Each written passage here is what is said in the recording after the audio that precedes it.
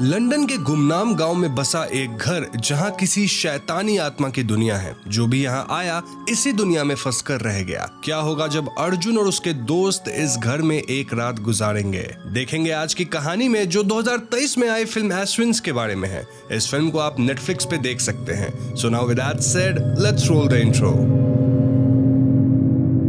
तो फिल्म की शुरुआत में हमें हिंदू धर्म के ट्विन गॉड्स अश्विनी और कुमार के बारे में बताया जाता है। ऋग्वेद के अनुसार ये कष्ट निवारण या हीलिंग के देव कहे जाते हैं। इन्हें लाइट ब्रिंगिंग हेल्पर्स की उपाधि से नवाजा गया है, जो खुश होने पर न सिर्फ लोगों के दुख दर्द दूर करते हैं, बल्कि मृत्यु से किसी जीव को वापस ला सकते हैं। कांचीपुरम में एक कहानी कही जाती है जिसके अनुसार एक बार एक किसान के 2 बच्चे पानी में डूबकर मारे गए। दुखी होकर किसान ने अश्विनी कुमारा की पूजा की, जिससे प्रसन्न हो ये दोनों देव प्रकट होते हैं और किसान के एक बच्चे को जीवित कर देते हैं। साथ ही वो इस बालक को 2 दिव्य मूर्तियां देते हैं और कहते हैं कि जब तक ये दोनों मूर्तियां तुम्हारे पास रहेंगी तब तक कोई तुम्हें नुकसान नहीं पहुंचा पाएगा। अगर उसकी मृत्यु होगी तो वो प्राकृतिक होगी, कोई उसे जान से मार नहीं पाएगा। दोनों देव के जाने के बाद ये बच्चा अपना जुड़वा भाई को याद कर बहुत रोने लगता है। ऐसे में कहीं से एक राक्षस आता है जिसने अश्विनी कुमार की दिव्य मूर्तियों को इस बच्चे के पास देख रखा था। अब ये दानव बालक को मुंह में डाल देता है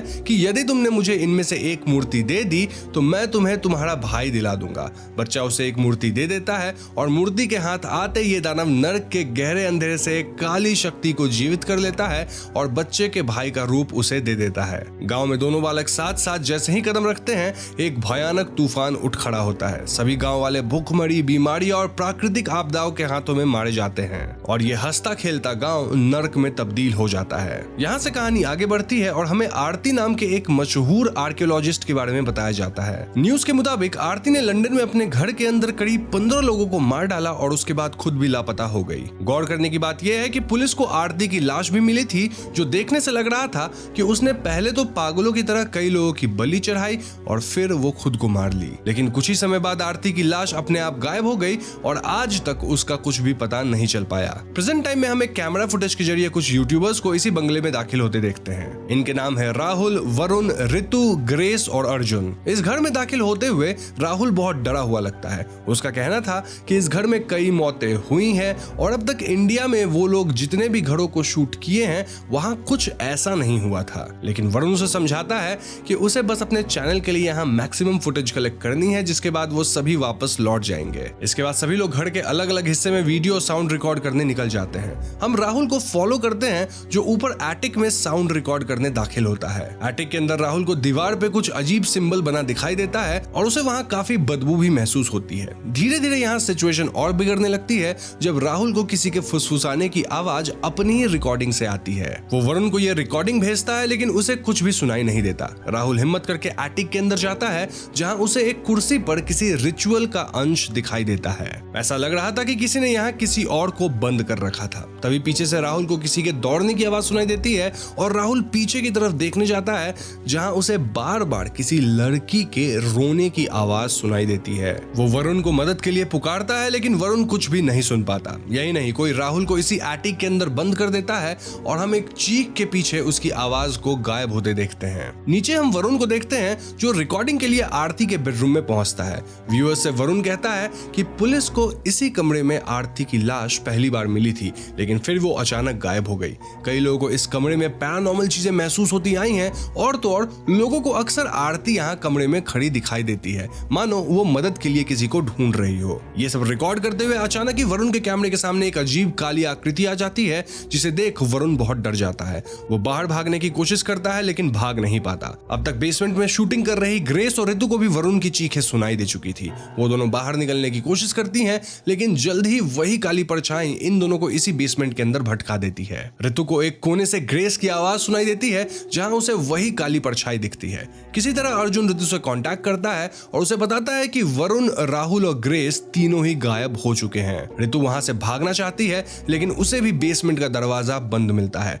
और सामने खड़ी मिलती है वही काली परछाई। इसके बाद अर्जुन को हम स्टेयरकेस के पास देखते हैं जिसे ऋतु मदद के लिए पुकारती है। अंधेरे घर में अर्जुन इधर उधर अपने दोस्तों को ढूंढने लगता है लेकिन अब तक वो काली आत्मा अर्जुन को भी ढूंढ चुकी थी। अफरा तफरी में अर्जुन घर से बाहर भागता है जहां अचानक अचानक उसके चारों ओर हम एक हरे रंग की रोशनी देखते हैं। सीन यहाँ कट होता है और हम कुछ समय पहले की कहानी देखते हैं। अर्जुन और उसके दोस्त व्लॉगर्स हैं जो डरावनी जगहों के बारे में वीडियोस बनाते हैं और उन्हें यूट्यूब पर पोस्ट करते हैं। इस टीम में राहुल एक साउंड इंजीनियर है, जबकि ग्रेस और ऋतु कैमरा संभालती हैं। वहीं वरुण चैनल को आवाज देता है। तो इनके कंटेंट से इंप्रेस होकर एक दिन उन्हें लंदन के एक मैंशन पर वीडियो बनाने का मौका मिलता है, जो कि किसी ब्लैक टूरिज्म कंपनी के लिए था। ये कंपनी अपने टूरिस्ट को ऐसी भूतिया जगहों का सैर कराती थी और अर्जुन की टीम को एडवर्टाइजिंग के लिए इस मैंशन को शूट करना था। हम सभी को गाड़ी में यहाँ आते देखते हैं और बैकग्राउंड में हम अर्जुन को सुनते हैं, जो कहता है कि हर इंसान के अंदर दो आवाजें, दो दुनिया, दो दिमाग होता है। इन दोनों आवाजों में एक आवाज ज्यादा ताकतवर होता है और इंसान भी उतना ही ताकतवर होता है। ऋतु यहाँ अर्जुन की वाइफ है, जो बताती है कि कल अर्जुन का बर्थडे है और उससे पहले ही यानी कि आज ही वो अपनी सारी शूटिंग्स पूरी कर लेंगे। मैंशन के रास्ते में हम अर्जुन को थोड़ा अजीब बिहेव करते देखते हैं। ऐसा लगता है कि उसे बार बार किसी की आवाज परेशान कर रही है। इस बेचैनी में उसे ऋतु संभालती है और शाम होने से पहले ये ग्रुप इस बंगले तक पहुंच जाता है। हम अर्जुन को एक किताब पढ़ते भी देखते हैं और अर्जुन ऋतु को बताता है कि ये बुक मरने से पहले आरती ने लिखी थी। इस किताब के मुताबिक हर इंसान मरने के बाद एक इंटरमीडिएट दुनिया में पहुंच जाता है। ये दुनिया जिंदगी और मौत के बीच होती है और कई बार आत्माएं यहाँ फंस जाती हैं। वो समझ नहीं पाती कि उनकी मौत हो चुकी है और बार बार इंसानों से कांटेक्ट करने की कोशिश करती रहती हैं। नाउ घर के अंदर पहुंचकर भी अर्जुन को बार बार किसी के फुसफुसाने की और उसे पुकारने की आवाज सुनाई देती है, लेकिन वो किसी तरह खुद को संभालता है। अब घर के अंदर सब वैसा ही होता है जैसा हमने शुरुआती सीन्स में देखा था। इस बार हम अर्जुन को फॉलो करते हैं, जिसे सीढ़ियों के पास पहुंचते ही एक तरह का झटका महसूस होता है। एज एन ऑडियंस हम अर्जुन के शरीर को अकड़ता हुआ देखते हैं, जिसके बाद वो बेहोश हो जाता है। दूसरी तरफ हम ग्रेस को देखते हैं, जिसे घर के हॉलवे में किसी औरत की परछाई दिखाई देती है। उसे ऐसा लगता है कि उसके ठीक पीछे कोई मौजूद है। जब ग्रेस अपना कैमरा उस तरफ घुमाती है, तब उसे सीढ़ियों पर किसी के भारी कदमों की आवाज आने लगती है। वो वरुण को मदद के लिए बुलाती है, लेकिन तभी कहीं से एक काली परछाई उस पर हमला कर देती है। वहीं ऋतु, जो अब तक बेसमेंट में बंद थी, अब भी खुद को बचाने की कोशिश करती है। उसे बेसमेंट की खिड़की से बाहर किसी के जोर जोर से खटखटाने की आवाज सुनाई देती है और वो डर कर छिप जाती है। उसे अपने सामने एक खंजर दिखाई देता है, जिस पर वही निशान बना हुआ था जो हमने एटिक की दीवार पे भी देखा था। ऐसा लगता है कि ऋतु किसी के वश में आ गई है और वो खुद को इस खंजर से जख्मी करने की कोशिश करती है। वो बार बार अर्जुन को मदद के लिए बुलाने लगती है, लेकिन धीरे धीरे हम उसके चारों ओर भी वही हरे रंग की रोशनी फैलते हुए देखते हैं और ऋतु वहीं फंस जाती है। अगले सीन में हम वापस अर्जुन को देखते हैं, जिसे अब जाकर होश आता है। जब वो बाहर जाता है तब उसे अपने कोई दोस्त दिखाई नहीं देते। वो ऋतु से कांटेक्ट करने की कोशिश करता है और पहले सीन की तरफ बाहर भागता है और उसे जो दिखाई देता है वो देख अर्जुन शॉक्ड रह जाता है। बाहर उसके सभी दोस्तों की लाशें पड़ी हुई थी। उन्हें होश में लाने की नाकाम कोशिश करने के बाद अर्जुन याद करने लगता है कि आखिर वो बेहोश हुआ कैसे था। तभी कहीं से उसके सामने वरुण खड़ा होता है, जो चीख चीख कर अर्जुन से मदद मांगता है। यही नहीं, इस पल अर्जुन के सामने सारी की सारी लाशें भी गायब हो जाती हैं। अर्जुन कुछ समझ नहीं पाता और सच जानने के लिए अपना कैमरा चेक करता है, लेकिन कैमरा के अंदर की सच्चाई अर्जुन को और भी मुश्किल में डाल देती है। वो देखता है कि उसने खुद ही अपने दोस्तों को एक एक करके मार डाला है। अर्जुन रियलाइज करता है कि जब वो बेहोश हुआ तब उसने उस हालत में ही अपने दोस्तों पर हमला कर दिया, यानी सबकॉन्शियसली। और यहाँ हमें क्लियर होता है कि अर्जुन को बार बार जो आवाज सुनाई देती है वो एक नेगेटिव एनर्जी है, जिसका नाम है रहसा। तो अगले सीन में हम देखते हैं कि अर्जुन को अब भी घर के अंदर अपने दोस्त फंसे हुए दिखाई दे रहे हैं। वो उन्हें बचाने की कोशिश करता है, लेकिन कोई बुरी आत्मा बार बार उसे रोकती है। अर्जुन सच जानने के लिए ऋतु का लैपटॉप खोलता है, जहां उसे आरती के कुछ पुराने वीडियोस मिलते हैं। इन वीडियोस को आरती ने मरने से पहले बनाया था। तो वीडियो में आरती सभी देखने वालों को बताती है कि कांचीपुरम में काम करते हुए उसे अश्विनी कुमार की कहानी के बारे में पता चला था। ये वही कहानी है जो हमें शुरुआत में बताई गई थी। आरती बताती है कि असल में जब उस राक्षस का प्रकोप पूरे गांव में फैला था, तब सब गांव वालों ने मिलकर एक यज्ञ किया और उस राक्षस को वापस उसके नर्क में भेज दिया। जाने से पहले उसने कसम खाई कि वो उसे मृत्यु के जरिए दुनिया में वापस लौटेगा। इस बात से डरकर और राक्षस को वापस आने से रोकने के लिए गांव वालों ने उन दो मूर्तियों को आपस में बांध दिया और किसी दूर पहाड़ के नीचे दफना दिया। लेकिन आरती और उसकी टीम ने इस मूर्ति को किसी तरह ढूंढ निकाला, जिसके साथ उसे संस्कृत की लिपि में लिखा एक मैन्युस्क्रिप्ट भी मिला। फ्लैशबैक में हम देखते हैं कि आरती इन दोनों मूर्तियों को ढूंढती है और इनका बंधन खोल देती है। ऐसा होते ही आरती को कुछ अजीब दौरे पड़ने लगते हैं और वो खून की उल्टियां करने लगती है। साथ ही आरती के चारों तरफ एक काला अंधेरा छाने लगता है। आरती बताती है कि जब उसे वापस होश आया तो उनमें से एक मूर्ति गायब थी और वो खुद को लंदन के फ्लाइट में पाती है, जहां उसे कुछ भी याद नहीं था कि होश खोने के बाद उसने क्या किया। आरती कहती है कि उसने लंदन आकर खुद को इस घर में कैद कर लिया क्योंकि उसे बार बार अजीब आवाजें सुनाई देती थी और वो बार बार अपना होश खो बैठती थी। यही नहीं, वो इस मैंशन से बाहर भाग नहीं पाती क्योंकि हर बार वो किसी न किसी तरह खुद को वापस यहीं पाती थी। अगले वीडियो में आरती बहुत डरी हुई लग रही थी और वो कहती है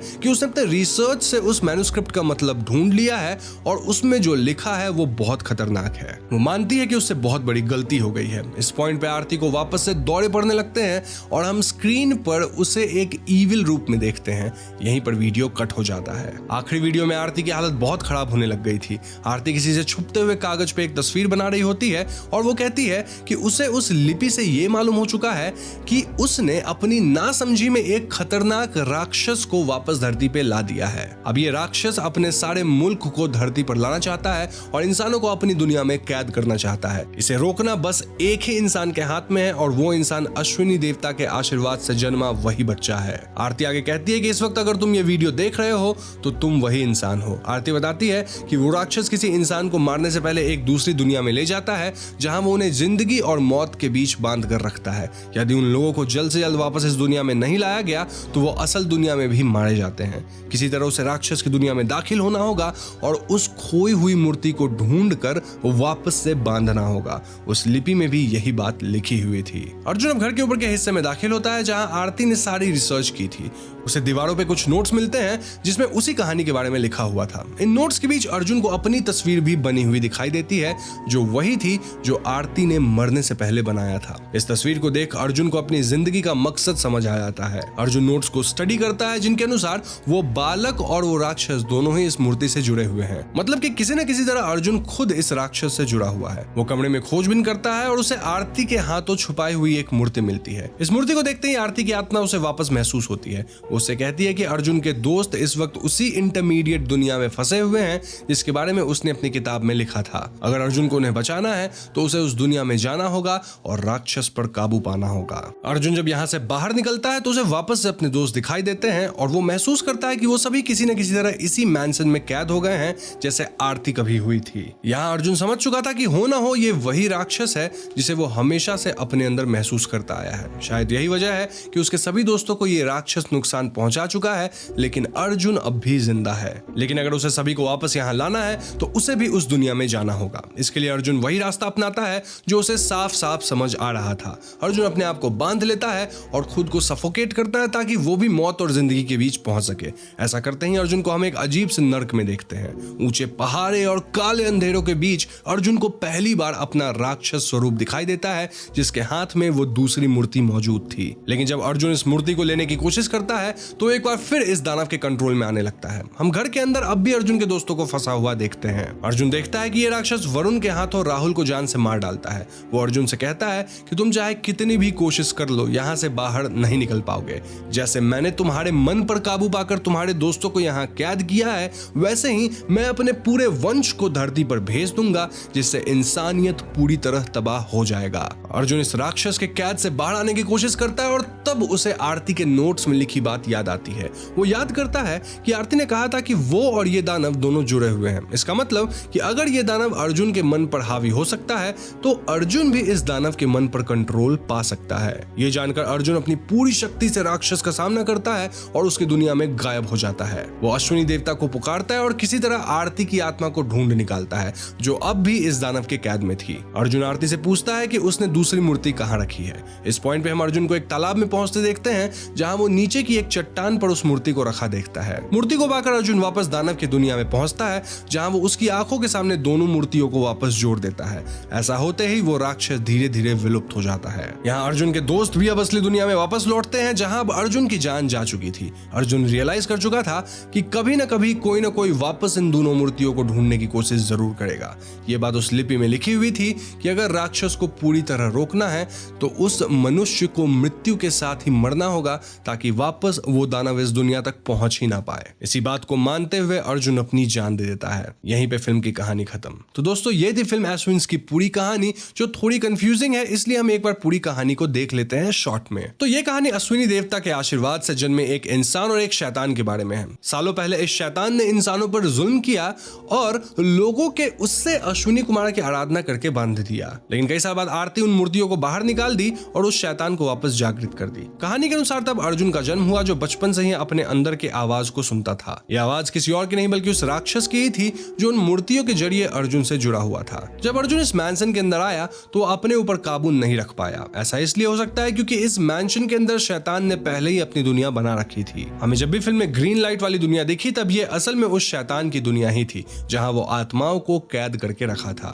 शैतान के वश में आकर अर्जुन अपने सभी दोस्तों को उसी दुनिया में कैद कर देता है। अब एक सवाल जो हमारे दिमाग में आता है वो ये कि जब शैतान जानता था कि अर्जुन उससे जुदा हुआ है तो वो उसके दिमाग को कंट्रोल कर सकता था, तो उसने उसे मार क्यों नहीं डाला?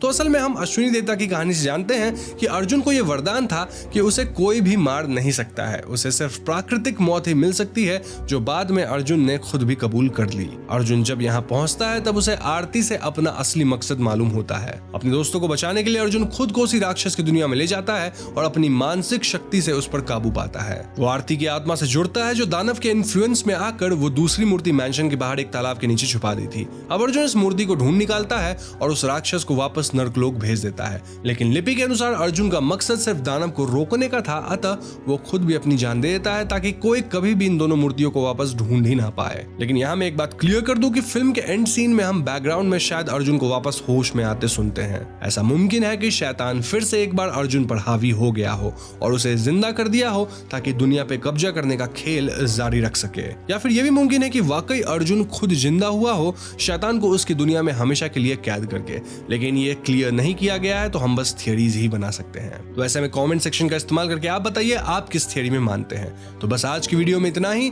उम्मीद करता हूं आपको ये वीडियो पसंद आई होगी। अगर पसंद आई है तो इस वीडियो को लाइक और शेयर करें और जाने से पहले हमारे चैनल हॉन्टिंग ट्यूब को सब्सक्राइब करके बेल आइकन को जरूर दबा दीजिएगा, क्योंकि हम अपने चैनल पे ऐसे वीडियोस लाते रहते हैं। पीस।